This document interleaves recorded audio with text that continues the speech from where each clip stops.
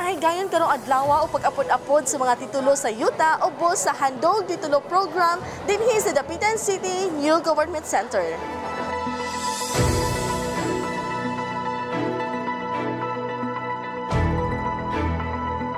Dako ang kalipay nga gidawat sa 51 ka mga benepisyaryo gikan sa barangay Masidlakon ang titulo sa yuta pinaagi sa programang Handog Titulo sa ground floor Dapitan City Government Center. Sa mensahe ni OIC Regional Executive Director Ronald Gadot sa DENR 9, kining programa gipanikamutan nila Governor Rosalina Halosos ug Mayor Seth Frederick Halosos nga nagkahiusa alang sa mga katawhan.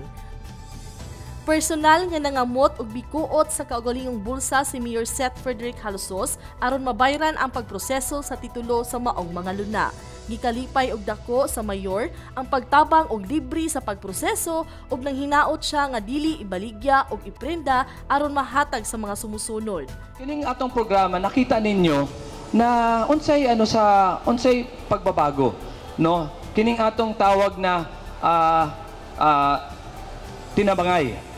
No, tinabangay gikan sa probinsya, tinabangay gikan sa distrito, tinabangay gikan sa city o sa national offices, no.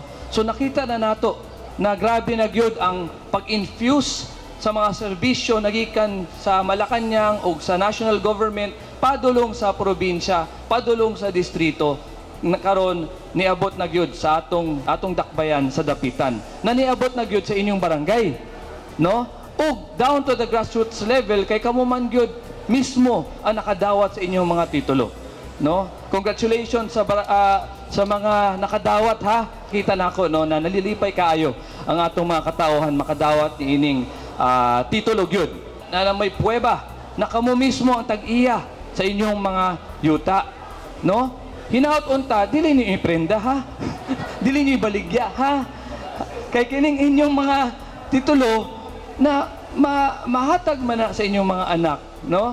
Mao nang ma-inherit sa inyong mga anak na naana mo yung mga yuta gyud sa inyong mga barangay.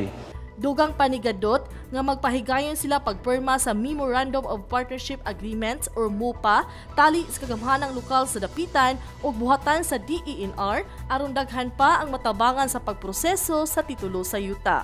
Matod usab ni Congressman Romeo Halosos Jr.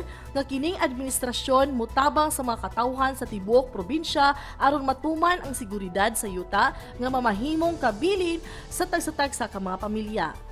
Kabalo tatanan na ang mga lushos dili mang-agaw ng yuta kundi tabangan ang mga katawhan diri sa tibuok Zamboanga del Norte na matuman ang usa sa pinaka-importante sa atong pamilya. Security sa atong mga pamilya, ang yuta atua. Kahit na unsay yaman, dato or hirap natin, at least meron tayo mapilin sa atong pamilya na atua. Ang atong gobyerno ang maghatag na sa katamatuuran sa tanang katawhan. Ang problema lang minsan na ay programang nasyonal, dili lang makaabot sa yon sa mga katawhan dahil dili prioridad ng mga nakaupong opisyales. Pero kaning adlaw nakabalo na ta sa mga lasos kana ang prioridad. Ihatag ang mga yuta sa katawhan para ma-secure ang ilang future.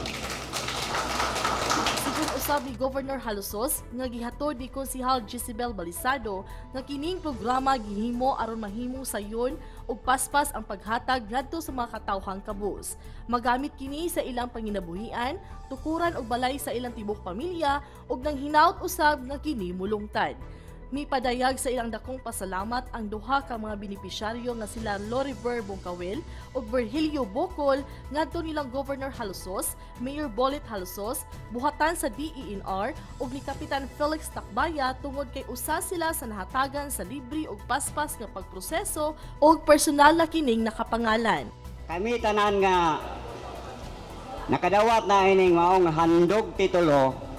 Musingkit mi sa pag-ingon nga way tupong sa among pagpasalamat og dako nga ining higayuna ining panahon na natuman na gyud ang among gipangandoy nga titulo kay hagbaya og dugay ra kaayo nga ang among gihuptan, deklarasyon ra gyud. Murag malupig mi sa ubang mga sugiranon nga maingon dayon nga kanang among yuta. Ito lado ba na kami di mi makatingog kay deklarasyon na lagay among dala. Karon dako kay mi og pasalamat. Usbo nako way tupong sa kadako sa among pagpasalamat kaninyo. Hinaot unta nga sa sunod panahon mas daghan pa ang titulo nga inyong mahimo. Ang tumong sa maong programa mao ang paghatag og kasiguruhan sa pagpanag-iya sa yuta sa mga kwalipikadong pamilyang kabus sa syudad. Gikan sa City Information Division, Guy Amis alang sa Dapitan karon.